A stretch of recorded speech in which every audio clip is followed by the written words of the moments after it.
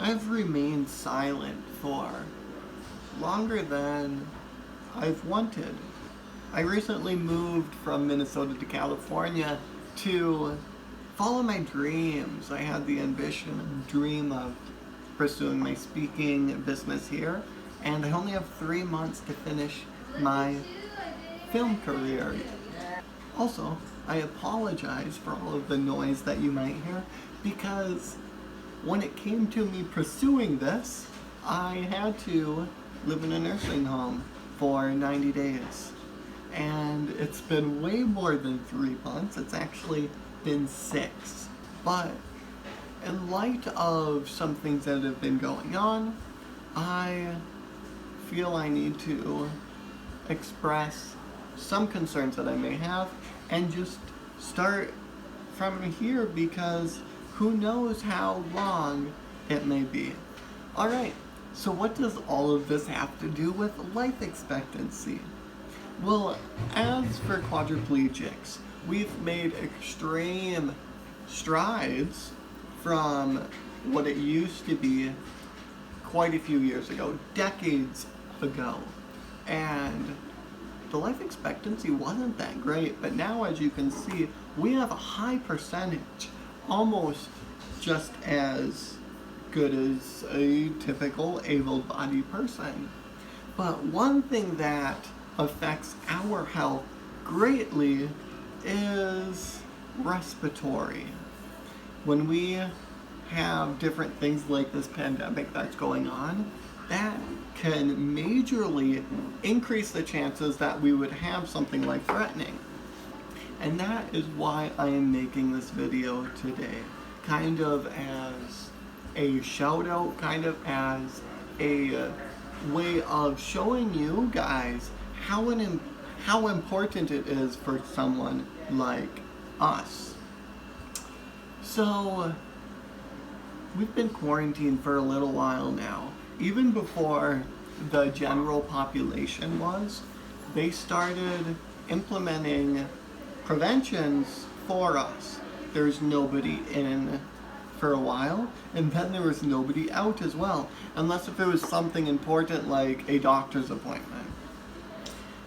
And that's good, because I had done some research I was looking into, and even in Los Angeles County, which is right across our county line, Orange County, there was 11 nursing homes that had this virus come in. And because of that, there was people that were infected, and this thing spreads like wildfire. And there were certain ones, like this one nursing home, look at how many patients got it. And it was a short while after, and for the amount of deaths, it's terrible, guys. Just terrible. Because when it comes to the elderly and people like me, I'm respiratory compromised. I can't cough for myself. I have this machine. I'll show you it. It's this device that it pushes air in me, so, and fills up the lungs, and then it sucks it out, and it takes it out, so that a person like me can cough up something they have in their lungs, some kind of phlegm that they may not be able to get out, some kind of chicken that they might have choked on, some kind of something that may be down there. And with this virus attacking the lungs, it's concerning. It's concerning for me, especially since I only have half of my diaphragm left. And I was sick a few months ago. Well, I've been sick with many things here. Way more than I've been sick more in 6 months than I've been sick in 2 years. But here in the nursing home, even with universal precautions of, hand washing, wearing protective equipment, even though we're really lacking these nowadays,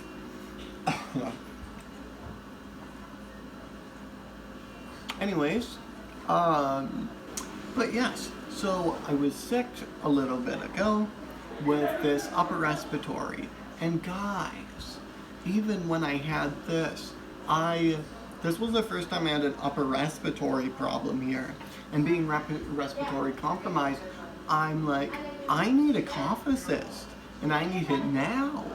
And I went, because I thought the easiest thing I could do was go to the subacute side. Guys, we have so many trachs here at the subacute department.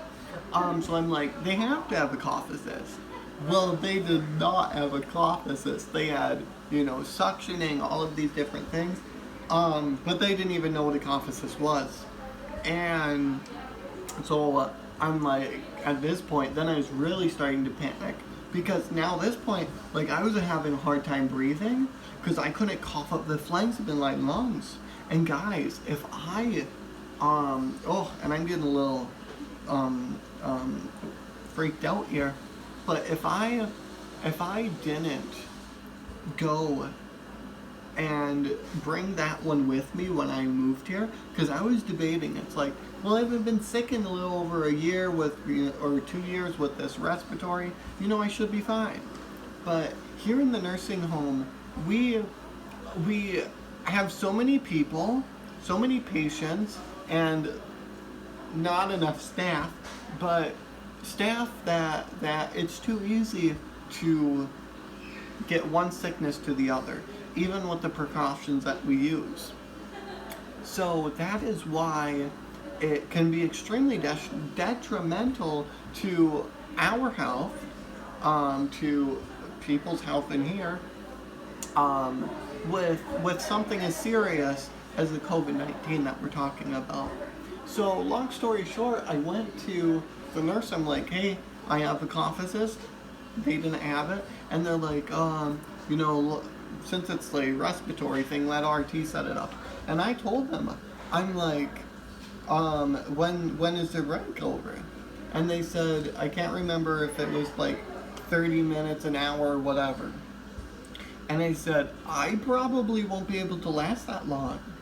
And I said, like, if we don't get this thing set up now, we might not even have this conversation in a little bit.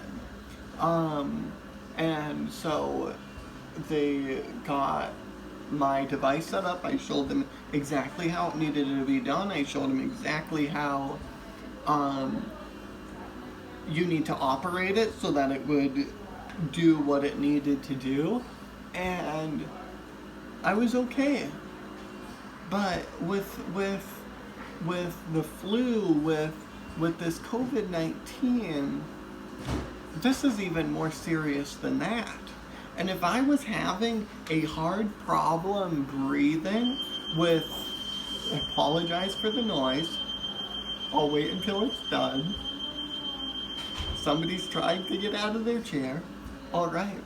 And if I had this hard of a time with this, and this is what affects our health, like, greatly, the chances of surviving something that extreme would be extremely hard. And I see people that, like, come and visit, and at first I had heard that, like, they had opened or cracked the window, and guys, these windows, well, they're like Minnesota's at all. They're super thin. There's even cracks in some parts. And like when they open that, I mean this thing spread by droplets, right? Let's say you sneezed through that thing that a cat pronounced at the second.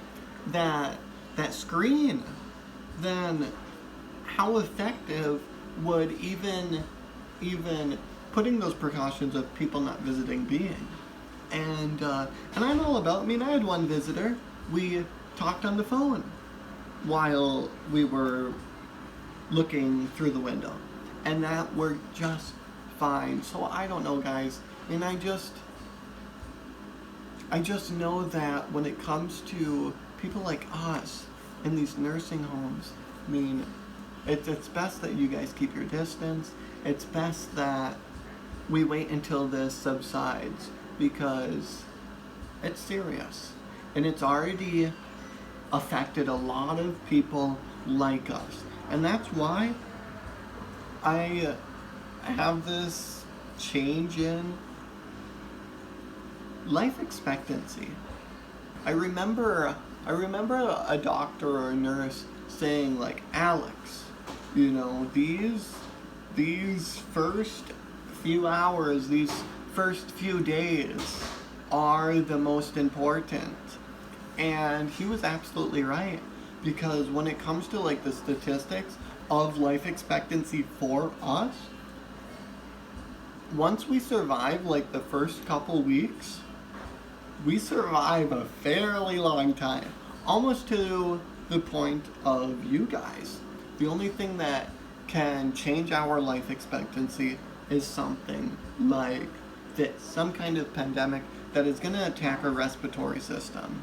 Now, some other things that could definitely make me kick the bucket: autonomic dysreflexia, which is a condition where my body says, Alex, where you can't feel, which is 85% of my body, where you can't feel, there is some discomfort going on. And it could be bladder, it could be bowel, could be positional, it could be a few different things.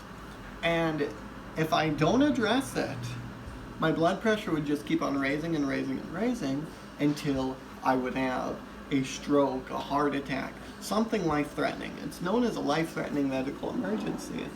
And that's also one thing that I have a problem in this place.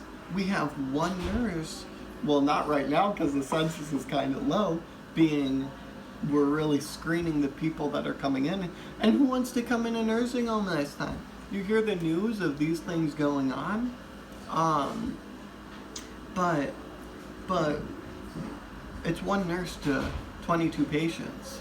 And right now it's been like one nurse to 18 because of the census being much lower. I was counting the rooms on just this side, the med-surg unit, and it was 15 empty beds, which I'm sure is impacting the company quite a bit. And I kind of think of the patient ratio being so neglectful. But State was here, and I talked to State, and apparently there's this thing called PPD, like patient per day, something like that. Can't remember what the acronym stands for exactly, but there is a certain amount of hours that are allotted for each unit. So the pulmonary unit has a higher PPD. The subacute unit, people with the trachs, the G-tube, I've had a trach, I've had a G-tube, I get that. They have a higher PPD. There, it's 9 patients to one nurse. And then also the ratio of CNAs are different as well. But I look at this number and I tried to dehydrate myself for the last 6 months that I've been in California. And I successfully did a good job of keeping my AD down, because the less I drink, the more urine the less urine I will have. And for me, my body likes to retain and then release at once. And to cut down on those ADs, because if I have an AD, I need a nurse now. And if they're busy with another patient, that is not good.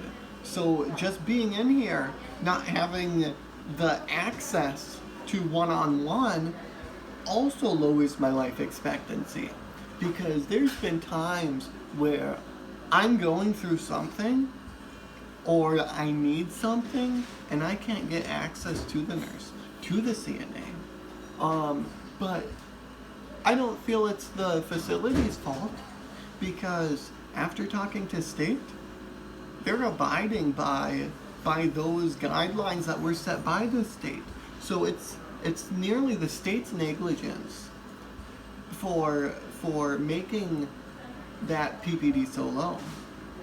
And I get that, I mean, there should be a profit, but when you're working with humans, when you're working with a human being, profit comes second. You're working with a real life. And I can't tell you how many times I've seen somebody die here. Well, let me rephrase that. I've seen one person die. How many times I've seen them take a dead person out. And it's heartbreaking. And sometimes I think, wow, we're pretty short today. I wonder if we had one more extra person, if we had two more extra people, if that could have been prevented. Because there's been a couple times where the cause of death, like choking, yeah, somebody here, that could have helped.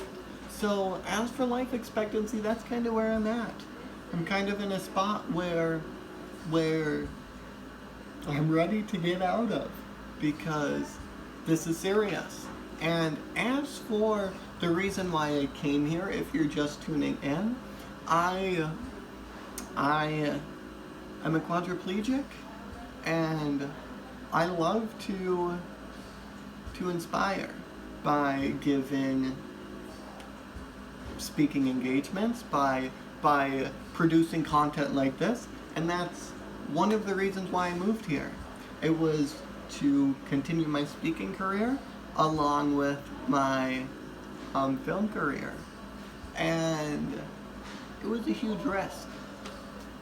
At home, at Minnesota, I used to have one-on-one care. I used to have a nurse, and I didn't need to worry about all of this. The government used to give me $300,000 in help, and it took me 2.5 years to research how to move, and I threw it all away because I knew that I would thrive in an environment like California. I would be able to make the difference and build the career that I've been dreaming of the last few years. So I am here, and I'm excited to be here in California, even if I have to go through some of these tough times. But I know that this is where I need to be. I know that my speaking business and my film career are just going to start here, and great things are going to happen. If you are here on YouTube, please feel free to follow me on this journey, and I plan to upload quite a bit more videos from here. I said I was going to do this right after I got out of this place, since it was only supposed to be 3 months, but now it's been 6, and I can no longer use that as an excuse. It's time to take action on the goals that I want to create the life that I want. And that's for you guys too. Have a wonderful day, and I'm going to see you extremely soon.